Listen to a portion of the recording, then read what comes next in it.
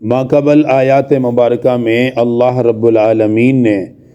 عدت کے احکام بیان فرمائے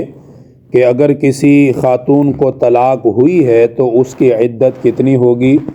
اور اگر کسی خاتون کا شوہر فوت ہو گیا تو اس صورت میں اس کی عدت کتنی ہوگی۔ یہ احکامات ماقبل آیات مبارکہ میں اللہ رب العالمین نے بیان فرمائے۔ جس خاتون کو طلاق ہوئی ہے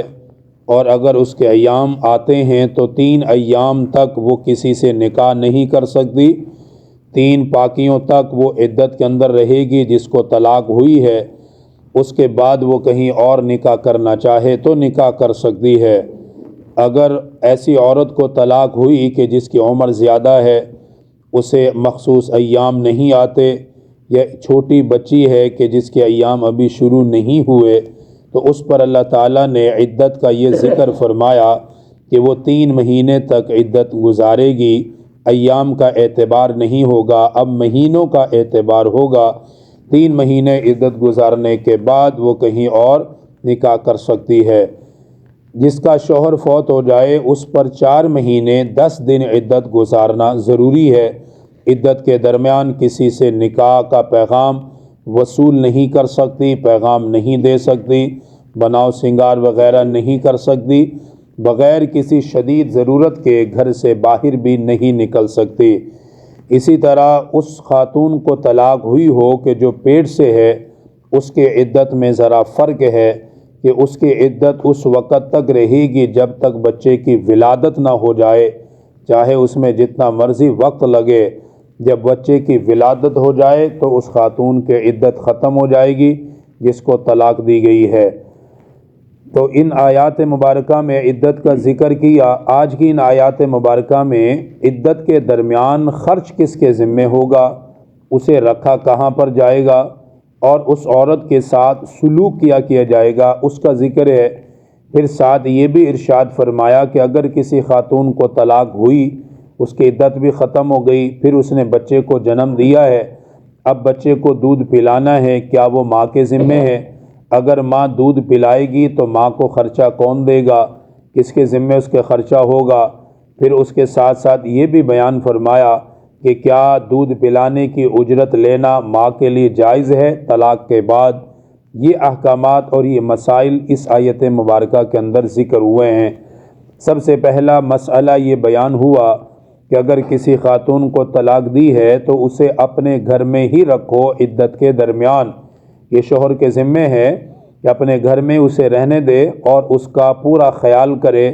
اس کو نان نفقہ دے، کھانے پینے کا، کپڑے کا خیال کرے، سردی اور گرمی کا خیال کرے، اور اس کے آرام اور سکون کا خیال کرے۔ اس کی جب عدت ختم ہو جائے وہ اپنے گھر چلی جائے یا کہیں اور نکاح کرے، اس پہ وہ آزاد ہے۔ بہرحال عدت کے درمیان پہلے شوہر کو رکھنا چاہیے، اس کے اوپر واجب ہے اس خاتون کا نان نفقہ اور اس کی ضروریات کا خیال کرنا۔ دوسری بات یہ ہے کہ اگر طلاق کے بعد کسی خاتون نے بچے کو جنم دیا، وہ پیٹ سے تھی، اب اس بچے کو پالنے کا حق کس کا ہے؟ اسے دودھ کون پلائے گا؟ اگر تو ماں دودھ پلانے پر راضی ہو جائے، اس کو جنم دینے والی ماں مطلقہ دودھ پلانے پر راضی ہو جائے اور وہ اس شرط پہ راضی ہو کہ میں اسے دودھ پلاؤں گی لیکن میں اس کی اجرت وصول کروں گی، میں اس کے پیسے لوں گی، مہینے کتنے ہوں گے، 2 مہینے کتنے ہوں گے، یا سال کے مقرر کر لے، یا 2 سال، زیادہ سے زیادہ دودھ کی مدت 2 سال ہے، 2 سال کے مقرر کر سکتی ہے کہ میں اس بچے کو دودھ پلانے کی اتنی ماہانہ اجرت یا اتنی سالانہ اجرت اس کی وصول کروں گی، اس کے لیے بالکل جائز ہے اور وہ اس کے لیے مقرر کر سکتی ہے۔ کیونکہ دودھ پلانا، ماں اگر دودھ پلائے گی اسے کھانا بھی چاہیے بر وقت، اس کی ضروریات کا خیال بھی کرنا پڑے گا، وہ خود کچھ اتنا کام نہیں کر سکے گی بچے کو چھوڑ کر کے، کہ چھوٹے بچے کو پالنا، اس کو دیکھ بھال کرنا، یہ مستقل ایک بڑا کام ہے۔ اسی لیے اگر ماں اس کو سنبھالتی ہے طلاق کے بعد تو شوہر، سابقہ شوہر کے ذمہ ہے کہ اس کو پورا خرچہ دے گا، اور وہ عورت بھی اجرت لینا چاہے تو اپنی مرضی سے کچھ درمیان کی اجرت مقرر کر سکتی ہے۔ اس لیے اس آیت میں یہ بات بھی ارشاد فرمائی کہ اچھے دستور کے موافق شریفانہ طریقے سے آپس میں طے کر لینا چاہیے کہ میں مہینے کا اتنا اس کو خرچہ دوں گا، 2 مہینے کا اتنا خرچہ دوں گا، کیونکہ کسی نہ کسی عورت کا انتظام تو کرنا پڑے گا اس کے دودھ کے لیے۔ اگر ماں ہی دودھ پلائے تو وہ زیادہ بہتر ہے، کیونکہ بچے کی جو دیکھ بھال ماں کر سکتی ہے وہ کوئی دوسری نہیں کر سکتی۔ اس لیے اگر ماں کے ساتھ ہی کسی بات میں اتفاق کر لیا جائے وہ سب سے بہتر ہے۔ اس آیت میں ترغیب دی جا رہی ہے کہ اس بچے کی ماں کے ساتھ ہی اتفاق کیا جائے، اس کے ساتھ ہی مل بیٹھ کر کوئی اچھے طریقے سے بات کو طے کر لیا جائے۔ اور ماں کو بھی یہ ترغیب دی جا رہی ہے کہ تو بھی اپنے بچے کی خاطر ذرا درمیان کا راستہ اختیار کر اور کسی بھلی بات پر اتفاق کر کے بچے کو پالو اور اس کو دودھ پلاؤ اور اس کی ضروریات کا خیال کرو۔ ساتھ یہ بھی ارشاد فرمایا ہے کچھ شوہر ایسے ہوتے ہیں، کچھ لوگ ایسے ہوتے ہیں کہ عدت کے درمیان عورت کو رکھتے ہیں، اس کا خرچہ بھی دیتے ہیں، لیکن جان بوجھ کے اس کو ستاتے ہیں۔ پتہ ہوتا ہے اس نے جانا تو ہے ہی ہے، فارغ تو اسے کر ہی دیا ہے، تو چلو اس سے کوئی بدلے وغیرہ لے لو، اسے کچھ ستاؤ، اس نے اس وقت یہ کیا تو میں یہ کروں گا وغیرہ۔ ان آیات میں صاف طور پہ اللہ تعالیٰ نے یہ مضمون ارشاد فرمایا کہ کسی کی تکلیف کا سبب مت بننا۔ کتنے لوگ ہیں طلاق دینے کے بعد بھی خواتین کی اپنی بیویوں کی برائیاں، سسرال کی برائیاں اور ان کی غیبتیں، چغلیاں، ان کے خاندان میں بدنام کرنے کی کوشش، ان کے گھر والوں کے طرف غلط باتیں پہنچانے کی کوششیں تاکہ یہ لوگ بدنام ہوں، اس کا آگے کوئی نکاح نہ ہو، آگے سے کوئی لینا وغیرہ، یہ سارے راستے آج لوگ اختیار کرتے ہیں۔ اللہ تعالیٰ نے ان تمام چیزوں سے سختی سے منع فرمایا کہ جب تم نے اسے فارغی کر دیا ہے تو پھر اسے ستانا، کوئی ایسا غلط طریقہ اختیار کرنا، یہ کسی شریف انسان کی شایان شان نہیں ہے۔ جب وہ تمہاری عورت ہی نہیں رہی، وہ ختم ہی ہو گیا تمہارا معاملہ، تو اب اس کے ساتھ تمہارے معاملات ختم ہو گئے، اس کی اچھائیاں برائیاں چھوڑ دو اس کے حال پر، کیونکہ اب وہ تمہارے لیے غیر محرم ہے، وہ کہیں نکاح کرے بیچاری جا کر رہے۔ اسی طرح عورت کے لیے بھی ہے کہ سابقہ شوہر کی خواہ کی برائیاں یا اپنی ساس وغیرہ کی برائیاں کہ جس سے ان کی بدنامی ہو، ان ساری چیزوں سے بچنا چاہیے۔ یہ کتنے اہم ترین احکام ہیں، کتنے اہم ترین مسائل ہیں، ہر گھر کی ضرورت ہے، لیکن سمجھتے نہیں ہیں، شاید قرآن سمجھنے کی کوشش بھی نہیں کرتے، اس لیے ہر گھر میں فتنے، فسادات اور ان کاموں کو جھگڑے کا سبب بنا لیا جاتا ہے۔ دیکھیں ارشاد فرمایا اسکنوہن من حیث سکنتم من وجدکم، جس عورت کو طلاق ہوئی ہے اس نے عدت گزارنی ہے، فرمایا اسکنوہن، اس کو رہنے دو، من حیث سکنتم، اس جگہ پر جہاں تم خود رہ رہے ہو،